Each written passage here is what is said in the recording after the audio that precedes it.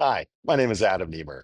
I spent 20 years as a CFO and operations executive at Kaiser Permanente, all the while experiencing severe yet undiagnosed depression and anxiety.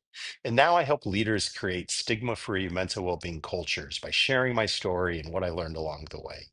I'd like to share with you 6 questions that all leaders need to understand the answers to. Okay, the last question in our series. How can leaders use 988 as a reliable resource to handle mental health emergencies at work? Well, just like in physical first aid, we have 911 to call to help folk in physical emergencies. Same thing here with mental health.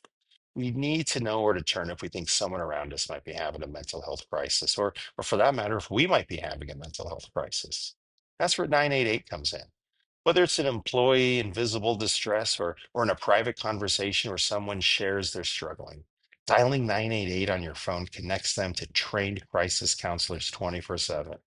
As a leader, your role is to teach this and to normalize the topic. Weave 988 into safety talks.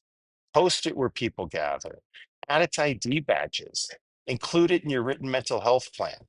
Make sure it's as visible and familiar as your emergency evacuation route, right? And beyond the workplace, encourage employees to share 988 with their families and communities. You might share 988 with your family and communities. When people know and trust the 988 lifeline, they're more likely to reach out to it early, whether it's for themselves, a coworker, or a loved one. Here's a few tactics you can deploy to help teach people how to use this and to encourage them.